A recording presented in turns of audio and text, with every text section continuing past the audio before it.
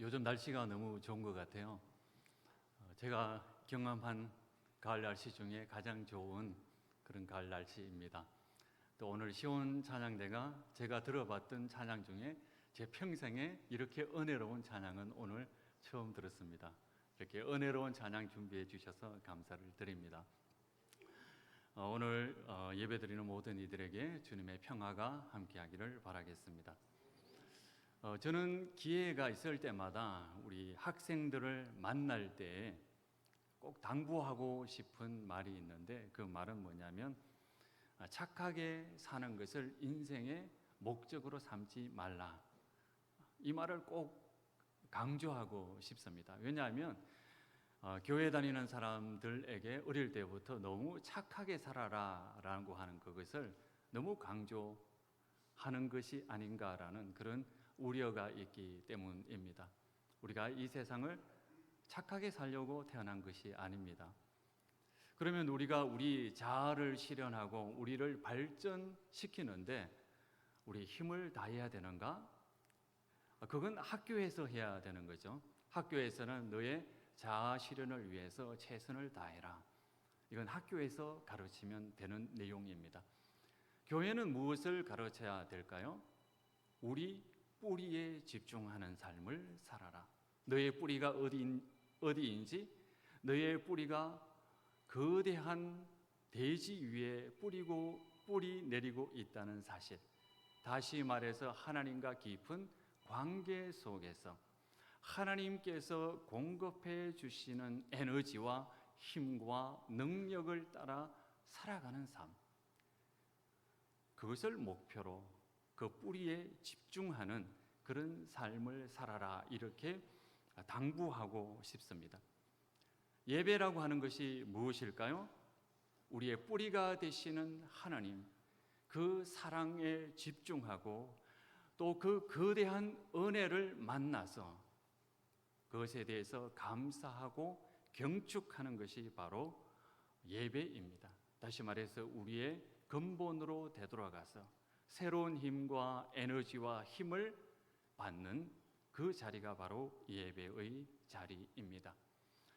하나님의 뜻을 이루고자 바벨론에서 돌아온 백성들이라고 해서 모든 것이 순조롭게 해결되는 것은 아니었습니다.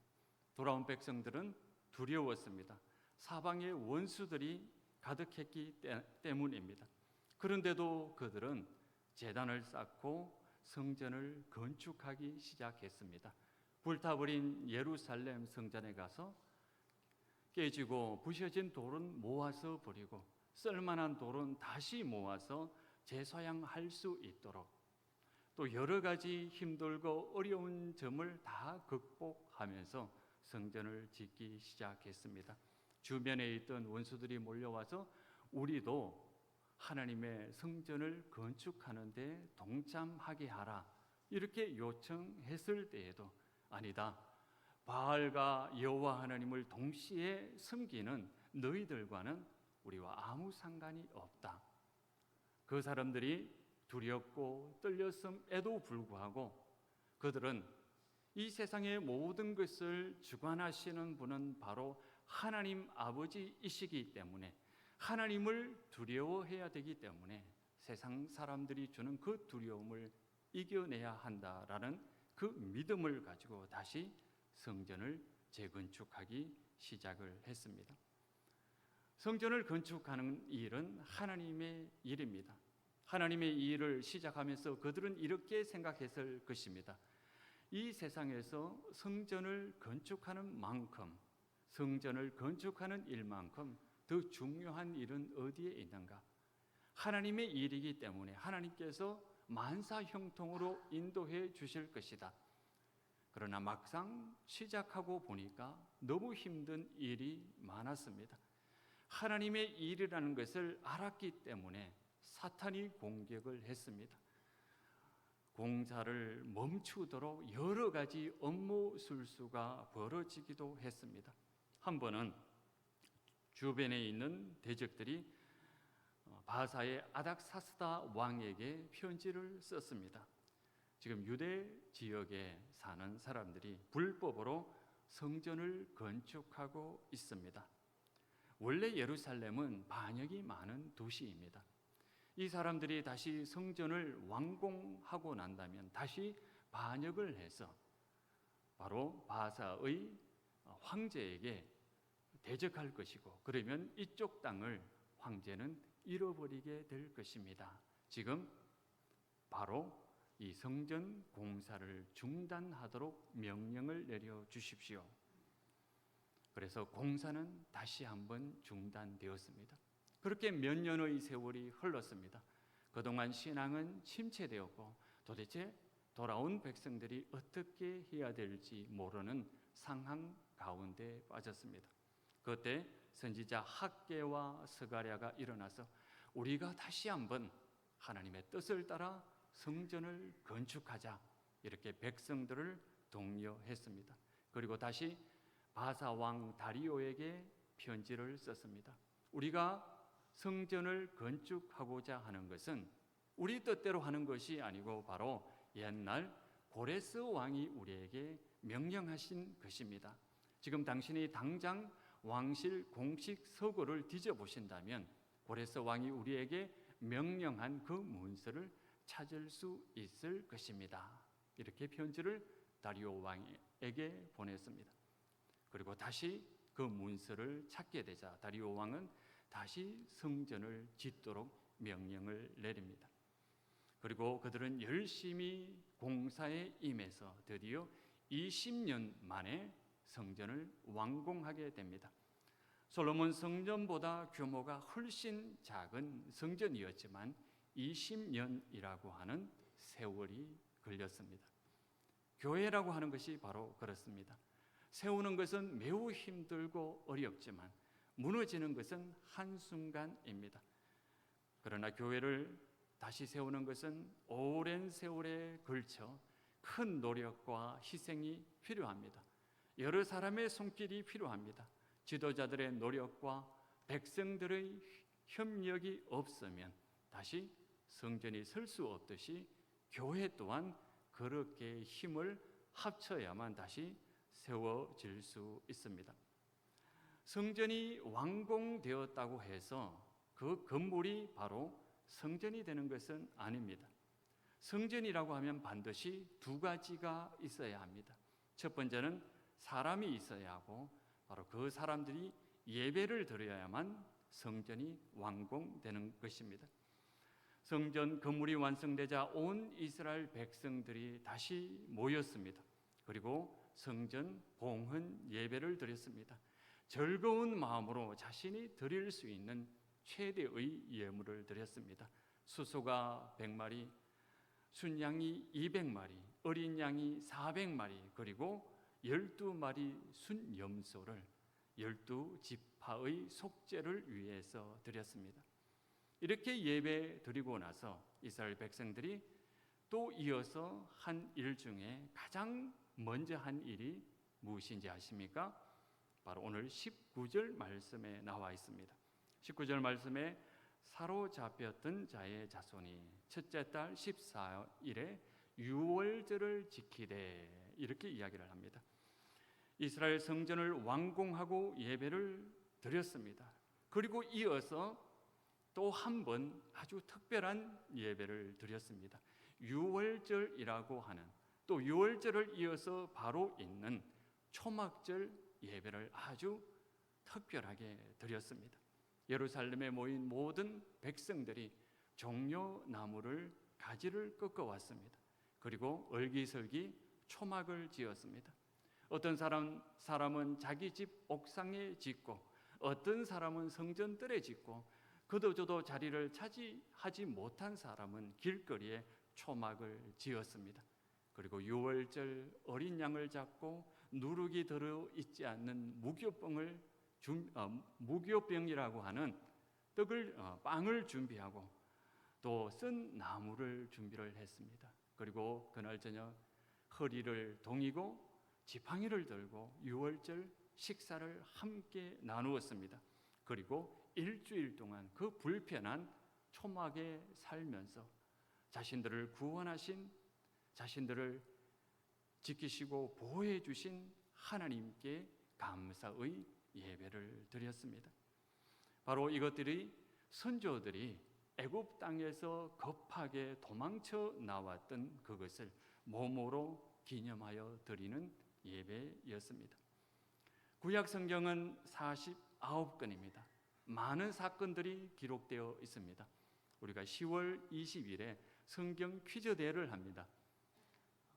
출제 범위를 벗어나지만 한 가지 문제를 내어보겠습니다. 49권 성경에는 수많은 사건들이 기록되어 있습니다. 그 많은 기록 중에, 사건 중에 구약 성경에서 아주 핵심적인 사건이 있습니다. 그 사건은 무엇일까요? 엘리야가 불병거를 타고 하늘에 올라간 것일까요? 하나님께서 천지 창조를 하신 것일까요? 사사가 많은 기적을 일으켰습니다. 그런 기적일까요? 죽은 자가 살아나는 그런 기적도 있었습니다. 그러나 49권 성경 중에서 그 많은 사건 중에서 가장 핵심적인 사건은 바로 출애굽 사건입니다. 바로 자신들이 애굽에서 종살이하고 있었을 때 자신들은 아무것도 아니었지만 하나님께서 우리에게 찾아와 주셔서 우리를 구원해 주시고 보호해 주셨다라고 하는 그 사건이 구약 49권 중에서 가장 핵심적인 사건입니다. 신명기 26장 5절에 보면 이렇게 말하고 있습니다. 내 조상은 방랑하는 아람 사람으로서 애굽에 내려가 거기에서 소수로 거류하였더니, 이렇게 고백하고 있습니다. 방랑하는 아람 사람으로서 이리저리 헤매다가 어떻게 해서 애굽으로 흘러 들어갔는데, 애굽에서 종살이하고 있었는데 그 힘들고 어려운 것이 너무나 힘들어서 하나님께 부르짖었더니 하나님께서 우리를 방문해 주셔서 우리를 구원해 주셨습니다. 이게 바로 구약 성경의 핵심입니다. 수많은 선지자들이 이스라엘 백성들에게 찾아가서 여러 말로 타일렀습니다. 그 말의 타이름의 핵심은 무엇입니까? 우리가 우리를 구원하신 출애굽 하나님께로 되돌아가자라고 하는 그 말씀이었습니다. 바로 애굽에서 종살이하던 우리들을 구원하신 하나님의 기적과 하나님의 은혜로 우리를 구원해 주셨다라고 하는 그 사건, 그것이 이스라엘의 뿌리였습니다. 출애굽 사건이 없었다면 이스라엘 백성은 있을 수 없습니다. 믿음의 조상 아브라함이 있었기 때문에 이스라엘 백성이 있었던 것이 아닙니다. 하나님께서 종살이하던 애굽 사람으로부터 이스라엘 백성을 구원하셨기 때문에 그때부터 이스라엘 백성들이 이스라엘 민족이라고 하는 공동체를 형성하면서 살아갈 수가 있었습니다. 이스라엘 사람들이 가나안 땅에 들어와서 하나님 곁을 떠나서 우리도 우리의 뿌리에 집중하지 말고 우리도 주변 나라처럼 강성한 나라가 되어보자. 나무로 비유하자면 뿌리보다는 우리의 잎사귀와 우리의 꽃, 그 화려한 꽃, 그 화려한 잎사귀에 집중해서 우리도 강대국이 되어보자. 그런 마음이 들었을 때 그들은 바알을 섬기고 아세라를 섬기고 만몬을 섬기기 시작했습니다. 비본질적인 것을 추구하게 되면서 그들은 그들의 뿌리이신 하나님을 잊어버리게 되었습니다.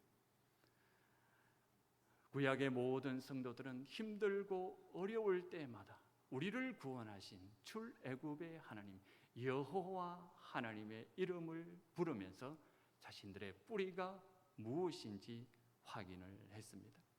신약을 살아가는 우리들은 우리의 뿌리가 무엇일까요? 우리의 핵심적인 우리를 있게 한 우리 토평교회의 공동체를 이루게 한 그 핵심은 무엇일까요? 그것은 우리가 왜 주일을 지키는지 생각해 보면 알게 됩니다. 초대교회부터 성도들은 주일 아침에 모여서 하나님께 예배드리기 시작했습니다. 왜 그럴까요? 바로 부활하신 주님을 성도들이 주일 새벽에 만났기 때문입니다. 우리가 안식일을 지킬 것이 아니라 바로 부활하신 주님을 만나고 그분이 우리의 뿌리라는 것을 확인하기 위해서 우리는 주일 아침에 하나님께 예배드리기 시작했습니다. 신약의 백성들은 부활하신 주님이 우리의 뿌리입니다. 그리고 그 부활하신 주님은 우리의 죄 때문에 3일 동안 죽음, 그 어둠 속에 갇혀 있었다라고 하는 그 사실을 늘 기억하며 살아가는 사람들이 바로 우리들입니다. 저는 개인적으로 기독교의 핵심적인 교리 중에서 죄라고 하는 그 개념을 설명하기가 너무 어렵습니다. 이게 정말 어려운 그리고 심오한 우리 교회가 가르치고 있는 핵심적인 그런 진리입니다. 죄라고 하는 것은 단순히 우리가 나쁜 짓을 많이 했다, 적게 했다, 그런 구체적인 행동을 물론 가르치지만 그것 넘어서 훨씬 더 우리의 본질적인 그런 인간의 상태를 묘사하는 단어입니다. 너무나 깊은 진리를 내포하고 있기 때문에 한마디 말로 정의 내릴 수 없어서 여러 가지 상황에 맞게 상황에 따라서 예를 들어서 설명을 많이 합니다. 저는 죄라고 하는 것은 충분히 인정받지 못하는 것이다 라고 이야기를 합니다. 사람은 다 인정받고 싶은 깊은 갈망이 있습니다. 어려서부터는 엄마 아빠로부터 인정받고 자라서는 선생님으로부터 인정받고 싶고 더 자라서는 사회에 나가서 큰 사람이 되어서 인정받고 싶은 욕구를 가지고 살아갑니다. 저 사람이 나를 인정해 주지 않고 험담을 하는 것처럼 느껴지기 때문에 괴롭고 내가 성공하지 못하면 저 사람이 나를 깔볼까 두려워하는 것, 내가 내 자신으로 그대로 받아들여지고 그대로 사랑해주고 내가 좀 키가 작든 크든 내 머리가 어떻든 이 색이든 저 색이든 다 그 자신 내 모습 그대로 받아주는 그 사람이 없기 때문에 도대체 나는 어디에서 인정을 받아야 되는가 이리저리 방황하고 헤매는 것이 바로 우리 죄인된 인간의 모습입니다. 바로 죽음 속에 3일 동안 갇혀 있었던 예수님, 그 예수님은 우리를 인정해 주기 위해서 그 고통, 그 아픔을 이겨내시고 부활하신 부활하신 모습으로 우리에게로 다가오셨습니다. 세상 사람들이 무엇이라고 하든 너는 그 자체로 아름답고 귀하고 선하다라고 하는 것. 이번 서울에 휴가로 가서 제가 뮤지컬을 봤습니다. 여러분 잘 아시죠? 유명한 뮤지컬 한번 보려고 하면 빚을 내야 됩니다. 도저히 그렇게 할 수는 없고 좀 저렴한 뮤지컬을 보게 되었습니다. 장점이 있습니다. 뭐냐면 그렇게 저렴한 뮤지컬을 보게 되면 신인들의 이제 막 발굴되어가는 그 배우들의 그 열정을 느낄 수가 있거든요. 그래서 그런 재미가 있습니다. 뮤지컬을 보고 있는데 이런 생각이 들었습니다. 야, 인간이 만들어 놓은 저 문화, 문명이 얼마나 위대한 것인가. 난 정말 오래 살고 싶다. 인류가 이렇게 해놓은 저 문명, 저 많은 문화, 저 많은 책들, 그걸 다 한번 맛보고 죽고 싶다라는 그런 생각이 들었습니다. 그런데요, 조금 더 깊이 생각해 보면 사람이라고 하는 것이 이런 문명과 문화를 만든 그 인간, 만들었기 때문에 인간이 귀한 것이 아니고 인간 그 자체가 주는 고귀함, 비록 인간 그 자체 뭐라고 표현할 수 없지만 사람 자체가 주는 그 고귀함이 있기 때문에 그 고귀함을 인정하고 받아들이고 살아가는 것이 너무 아름답고 선하지 않은가. 바로 그 마음이 예수 그리스도의 마음이다라고 하는 그 깊은 하나님의 은혜를 경험할 수가 있었습니다. 그렇거든요. 제가 아는 한 집사님께서 추석을 지나고 와서 저한테 이런 이야기를 했습니다. 아들네가 자신의 집에 왔습니다. 그 아들의 아들이 그러니까 손자죠. 뭔가 잘못을 했습니다. 그러자 그 손자의 아들이 여러 가지 꾸중을 합니다. 네가 이런 잘못을 했다. 잘못했지. 그러니까 그 할아버지가 가만히 듣고 있는데 속에서 화가 치밀어 올랐다고 합니다. 그래서 자신도 모르게 이렇게 좀 거친 말을 써가면서 네는 어릴 때 이러이러한 잘못을 했다. 너는 훨씬 더 잘못을 했는데 무슨 소리 하고 있냐? 왜 여기 와서 애를 괴롭히냐? 절대로 여기 와서는 우리 집에 와서는 애들을 야단치지 말라. 이렇게 좀 거친 말로 표현을 했다. 저는 좀 순화돼서 이야기를 하는데 그런 이야기를 했습니다. 그 이야기를 들으면서 그 이야기를 들은 손자는 얼마나 행복한 DNA를 가지게 되었을까, 경험을 하게 되었을까 느낄 수가 있었습니다. 그 손자도 자기가 잘못한 것을 압니다. 그런데 할아버지가 자신이 편이 되어 주었다는 것, 그것보다 더 행복한 경험이 이 세상에 어디 있겠습니까? 뭔가 위대한 일을 했고 큰 일을 했기 때문에 사랑하는 것이 아니라, 손자로 인정해 주는 것이 아니라 그 자체가 이쁘고 귀엽고 사랑스럽기 때문에 그대로 받아주고 보호해 주는 겁니다.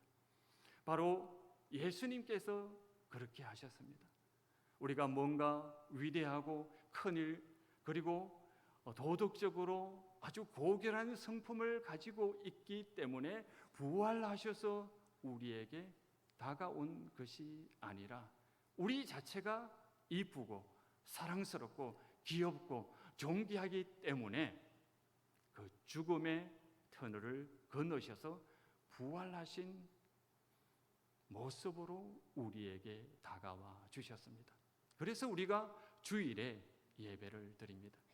예배는 하나님께서 우리를 붙들어 주시고 사랑해 주신다는 그 사실, 우리의 뿌리는 바로 예수 그리스도의 사랑이요 거대한 하나님의 대지 속에 바로 그런 만남이 이루어져야 된다는 그 사실을 확인하고 경축하는 시간이 바로 예배의 자리입니다.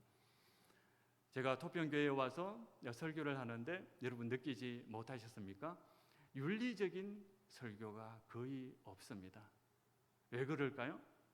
제가 윤리적으로 행동해 보려고 노력했는데 저도 잘 안 된다는 것을 제가 알고 있기 때문입니다. 저도 못하는데 어떻게 여러분들에게 이렇게 하라 저렇게 하라 할 수가 있겠습니까? 주중에 어떤 집사님과 더불어 이야기를 하는데 이런 말씀을 하셨습니다. 세상 사람들은 양보하고 배려하면 무시하고 더 못되게 군다. 약자 앞에서 강해지고 강자 앞에서 약해지는 것이 바로 세상 사람이다. 저는 여러분들을 대부분 만나는데 여러분들이 살아가는 삶의 현장은 훨씬 더 복잡하고 미묘합니다. 그러한 삶 가운데서 예수 그리스도처럼 성인처럼 살아라라고 이야기를 한다면 그것이 얼마나 힘들고 어렵다는 것, 그것을 너무나 잘 알고 있습니다. 그래서 제가 윤리적인 설교를 하지 못합니다. 그러나 여러분 기억해 주십시오. 여러분들이 세상 속에서 어떻게 어디에서 살아가든 누구를 만나든 여러분은 토평교회 성도라는 것, 그리고 예수님처럼 성인으로 살아가지는 못할지언정 예수님을 생각하는, 하루에 3번은 생각하는 여러분들이 되시기를 바랍니다. 저 또한 그렇게 살아갑니다. 제가 어디에 가면 우리 성도들이 항상 소개를 합니다. 우리 토평교회 목사님이십니다. 제가 어디에 가서 어떤 그릇된 잘못을 하게 된다면 결국은 토평교회 담임 목사님이 이런 행동을 했다라고 하는 것. 그래서 결국은 여러분들의 얼굴에 먹칠을 한다라고 하는 그 생각. 여러분들의 자랑스러운 목사가 되어야 할 텐데 여러분들 얼굴에 먹칠하는 그런 사람이 되어서는 안 되겠다라고 하는 그 마음을 가지고 살아갑니다. 예수님처럼 살아가지는 못하지만 적어도 여러분의 얼굴에 먹칠하는 사람이 되어서는 안 되겠다. 그리고 가능한 한 자주 예수님을 바라보는 사람이 되자, 이렇게 다짐을 합니다. 우리 교회 본당 앞에 가면 천일홍이라고 하는 예쁜 꽃이 피어 있습니다. 하루는 지나가다가 이렇게 말을 한다고 상상을 했습니다. 이 꽃의 목표는 도대체 무엇일까? 화려하게 꽃을 피우는 것이 목표일까? 아니면 뿌리에 충실한 것, 뿌리에 충실하여 우리의 대지인 그 흙에 집중하는 것이 목표일까? 뿌리, 바로 잎사귀와 꽃에 집중한다면 그렇게 아름다운 꽃을 피울 수 없을 것 같습니다. 그 천일홍 옆에는 노란 꽃이 피어 있습니다. 그 노란 꽃을 피워보면서 내가 노란 꽃을 피워야지. 천일홍은 분홍색 꽃을 피워야 되는 것이 본능입니다. 그 뿌리에 집중하다 보면 자연스럽게 피어나는 것이 천일홍 분홍색 아름다운 꽃입니다. 우리가 예수님처럼 성인이 되어야 되겠다라고 하는 그런 결심을 가지는 것도 중요하지만, 그러나 우리의 뿌리이신 예수님, 나의 뿌리에 근간이 되시는 예수님께 집중한다면 그 뿌리를 통해서 예수님께서 우리에게 필요한 모든 것을 공급해 주실 것이고, 그렇게 되면 비록 시간이 걸린다 해도 언젠가는 하루 조금씩 주님의 모습을 닮아가는 사람이 될 것이다라고 하는 그런 확신을 가지게 되었습니다. 여러분들도 예배와 기도에 집중하면서 하루에 1번씩은, 아니 하루에 2번, 많으면 3번씩은 예수님을 바라보는 사람이 되십시오. 그러면 언젠가 예수님께서 여러분들에게 꼭 맞는 꽃잎과 잎사귀 그리고 열매를 주실 것입니다. 기도하겠습니다.